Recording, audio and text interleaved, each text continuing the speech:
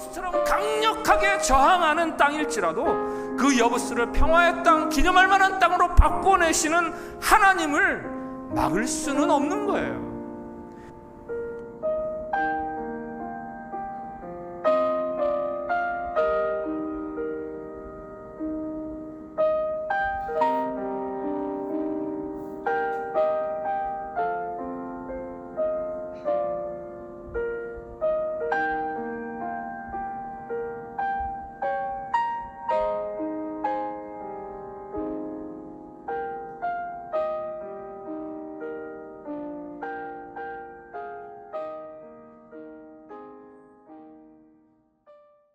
여호와의 전에 산이, 산을 두고 해주시는 말씀이에요. 예루살렘은 지형적으로 주변보다 지형이 높은 고지대입니다. 그 중에서도 성전은 그 도시의 가장 높은 곳에 자리했습니다. 이 비슷한 단어들이 3절에서 반복되죠. 여호와의 산, 하나님의 전, 시온, 예루살렘. 이 말씀은 특별히 하나님과 관련을 맺고 살아가는 사람들에 관한 이야기다라는 거죠. 하나님이 자신과 관련을 맺고 살아가는 백성들에게 이 산을 두고 약속해 주시는 말씀, 산을 두고 약속해 주시는 종국의 약속, 그것은 과연 무엇입니까? 첫째로 2절에 보면 예루살렘이 모든 산 위에 뛰어나게 될 것이다. 그 만방이 부러워하면서 그들에게로 모여들 것이다. 오늘 2절과 3절 상반절을 들어보세요. 말일에 여호와의 전에 산이 모든 산 꼭대기에 굳게 설 것이요 모든 작은 산 위에 뛰어나리니 만방이 그리로 모여들 것이라. 많은 백성이 가며 이르기를 오라 우리가 여호와의 산에 오르며 야곱의 하나님의 전에 이르자. 이 시온의 미래에 대한 이야기가요, 지금 형편과는 전혀 다른 이야기를 하십니다. 결국에는 그렇게 될 것이다 라고 말씀하시는 근거가 뭐죠? 그것은 바로 시온이 하나님의 거처이기 때문입니다. 시온은 하나님이 함께 하시는 자리이기 때문입니다. 시온이 가장 높은 곳에 우뚝 서는 이유는 그 땅의 토질이나 혹은 그 땅의 지형 때문이 아니에요. 열방이 시온으로 모여드는 이유는 바로 하나님이 그곳에 계시기 때문입니다. 오늘 2절부터 4절까지의 이 종국에 대한 하나님의 말씀, 그건 이런 약속이죠. 너희 미래를 두고 낙심하지 말아라. 하나님을 믿는 믿음에 대해 회의를 품지 말아라. 새롭게 창조될 세계를 믿음의 눈으로 바라보아라. 당황스러운 현재 상황들을 넘어설 하나님의 통치의 순간이 다가오고 있다. 하고 있어요. 복음의 능력을 우리가 제한하고 있습니다. 현실에 꽉 파묻혀가지고 복음의 능력을 상실하고 우리에게 주어진 그 보물을 점점점 녹슬어가고 그렇게 방치하고 있어요. 여러분에게 허락된 예수 그리스도 그 이름을 제한하지 마세요. 복음의 능력을 소멸하지 마세요. 복음이 담고 있는 절대 희망,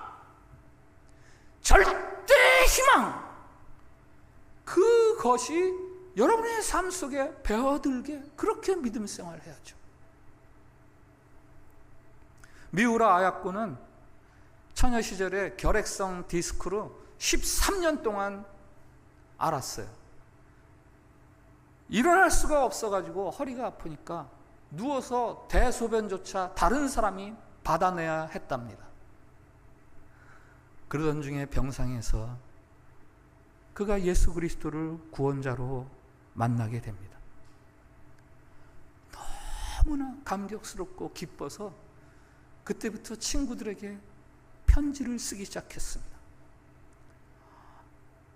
엎드려서 쓰다가 허리가 아프면 드러누워서 쓰다가 그래도 아프면 좀 쉬다가 또 좀 쓰다가 훗날 건강해진 다음에 그 시절에 대해서 이렇게 기록을 했어요. 엽서 한 장 쓰는데 무려 나흘씩이나 걸렸다. 그러나 얼마나 기뻤던가. 엽서 한 장을 이 통증 때문에 4일이나 걸려서 써야 했지만 얼마나 그 시절이 기뻤던가 하는 이야기를 우리들에게 전해주고 있습니다. 파스칼은 팡서에서 자신이 예수님을 발견하고 난 순간을 이렇게 고백하죠. 예수, 생명, 환희, 환희, 환희. 예수님께서 제자들에게 물으셨어요. 너희는 나를 누구라고 하느냐? 오늘 우리로 치면 너희들이 믿는다고 하는데 나를 누구로 믿느냐? 라는 질문이고요. 베드로가 교회사에 남을 만한 위대한 대답을 합니다. 주는 그리스도시요 살아계신 하나님의 아들이십니다. 예수님이 베드로를 칭찬하시죠. 음부의 권세가 너를 이기지 못하리라. 예수님을 하나님의 아들로 믿는 삶에는 음부의 권세가 이기지 넘보지 못할 것이라는 대선언이고 약속입니다. 음부의 권세가 뭡니까? 단순한 영적 죽음을 말하는 겁니까? 지옥을 말하는 거예요? 우리로부터 삶의 자유로움과 그 생명력을 빼앗아가는 기쁨과 자유로움을 빼앗아는 그 모든 어둠의 그늘진 권세들, 우리를 질식시키려고 누르는 그 묵직한 것들, 그 권세가 복음을 결단치 이기지 못하리라 라는 예수님의 대선언이고 약속인 거예요. 우리들 동일한 약속을 받은 것 아닙니까? 음부의 권세가 너를 이기지 못하리라. 이 위대한 약속을 받았음에도 불구하고 나를 누리고 있는 것은 그저 성냥개비 몇 가지 정도인데 마치 통나무에 눌려있는 양, 숨 막힐 것처럼 허걱허걱대면서. 다윗이 시편 27편에서 노래합니다. 한번 같이 읽어보겠어요. 우리 한번 조금 큰 소리로 읽읍시다. 시작. 여호와는 나의 빛이요 나의 구원이시니 내가 누구를 두려워하리요. 여호와는 내 생명의 능력이시니 내가 누구를 무서워하리요. 악인들이 내 살을 먹으려고 내게로 왔으나 나의 대적들 나의 원수들인 그들은 실족하여 넘어졌도다. 군대가 나를 대적하여 진칠지라도 내 마음이 두렵지 아니하며 전쟁이 일어나 나를 치료할지라도 나는 여전히 태어나리로다. 신약에 오면 사도 바울은 이런 고백을 하죠. 로마서 8장 좀 요약을 했습니다. 같이 읽어봅시다. 시작. 만일 하나님이 우리를 위하시면 누가 우리를 대적하리요? 누가 우리를 그리스도의 사랑에서 끊으리요? 내가 확신하노니 우리를 우리 주 그리스도 예수 안에 있는 하나님의 사랑에서 끊을 수 없으리라. 아멘. 다윗이 노래합니다. 사도 바울이 노래합니다. 그런데 왜 우리는 저런 노래를 못 부르지요?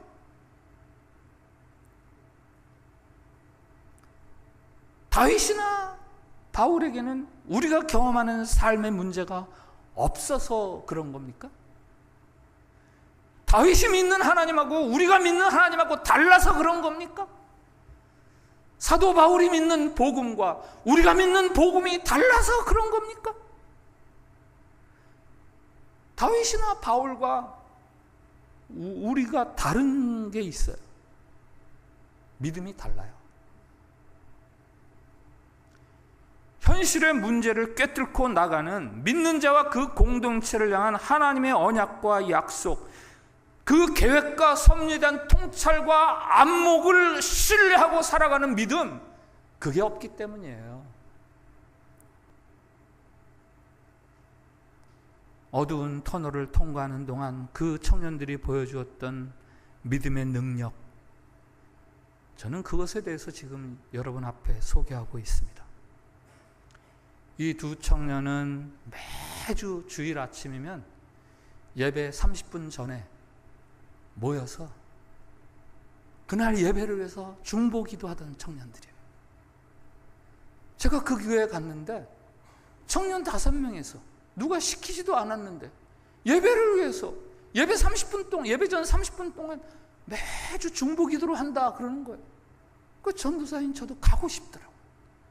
저도 그 모임에 참석을 해서 그 청년들을 매주 만나서 같이 예배를 위해서 중보하면서 기도하면서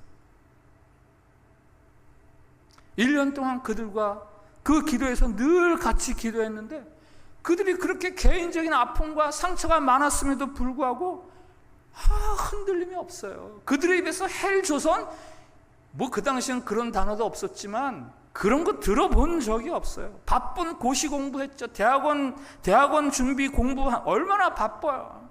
그래도 그 예배를 위한 중보 기도 자리에 내가 있어야 마땅하다고 생각해서 매주 거의 빠짐없이 매주 나와서 같이 기도를 했던 그 청년들.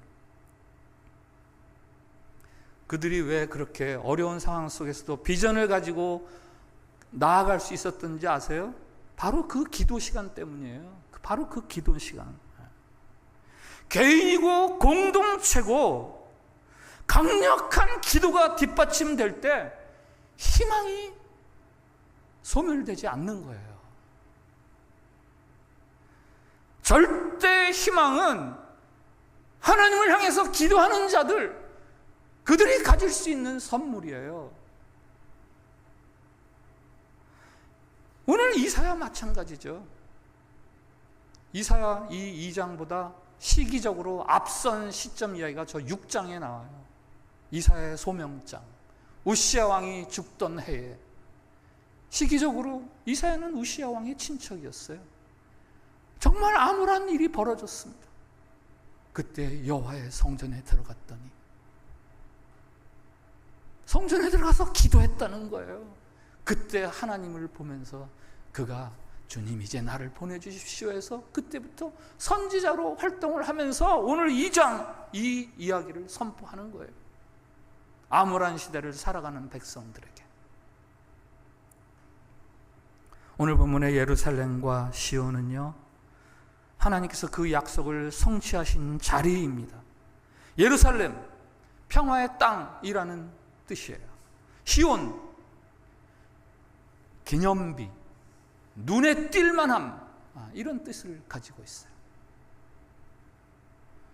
예루살렘의 옛 지명을 혹시 아세요? 여부스,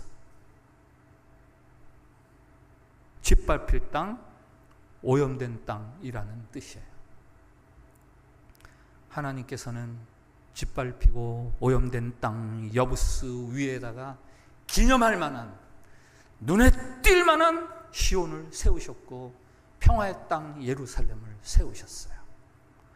역대상 11장에 가면 이 여부스를 점령하는 다윗 군대의 이야기가 나옵니다. 여부스 민족이, 여부스 그 원주민이 다윗 군대에게 아주 극렬하게 저항을 해요. 내가 결단코 이리로 들어오지 못하리라. 내가 결단코 여기 못 들어와. 막강한 여부스 원주민들의 저항에도 불구하고 다윗이 여부스를 점령하고 다윗성이라고 불렀으니 그게 바로 예루살렘이고 그게 바로 시온이에요. 너 이리 못 들어와. 넌 안 돼. 끈질기게 저항하는 오염된 땅 여부스를 갈아엎어서 하나님께서는 구속의 역사를 드러내는 기념비로 시온으로 세워주신 거예요. 그게 바로 우리가 믿는 예수 그리스도의 능력입니다. 우리에게 예수 그리스도를 계시해 주시는 그 하나님의 능력이에요. 여부스를 시온으로 바꿔주시는 하나님. 오늘 이사야서 2장 5절에는요 하나님께서 1절부터 4절까지 자기 백성의 미래에 대해서 약속의 말씀을 들려주시는 이유 까닭이 나와요. 야곱 족속아 오라, 우리가 여호와의 빛에 행하자. 야곱 족속아 와라, 우리가 여호와의 빛 가운데로 다니자. 개역 성경에서는 이거 4절과 5절을 분리해서 다른 단락으로 나누지만 세번역이나 공동번역 혹은 NIV 성경에서는요 4절 5절을 붙여놨어요. 그래서 그 앞에 이렇게 언약의 말씀을 들려주시는 이유, 오라 우리가 여호와의 빛으로 다니자. 너희가 있으니 이제 여호와의 빛 아래서 거하거라, 다녀라, 살아라. 그분의 빛 안에 걸어가자. 아무리 힘들고 절망적인 상황도 이 성도의 성도됨을, 기백을 빼앗을 수 없습니다. 너 이리 못 들어와, 너는 안 되지. 여부스처럼 강력하게 저항하는 땅일지라도 그 여부스를 평화의 땅, 기념할 만한 땅으로 바꿔내시는 하나님을 막을 수는 없는 거예요. 결국 여호와의 전의 산이 모든 산 꼭대기에 굳게 설 것이요 모든 작은 산 위에 뛰어나르니 만방이 그리로 모여들 것이라. 시온산, 오늘 산을 통한 약속인데요, 시온산, 여호와의 산을 두고 약속하시는 하나님의 이 약속의 말씀을 붙잡으세요. 오라 우리가 여호와의 빛에 행하자. 비록 흐린 가을 하늘처럼 삶이 어렵고 시대가 암울하다 할지라도 하나님을 믿는다면, 예수 그리스도가 하나님의 아들이심을 믿는다면 어깨 피고 고개를 쳐들고 당당하게 기백 있게 하나님의 빛 가운데 거하실 수 있기를 축복을 합니다.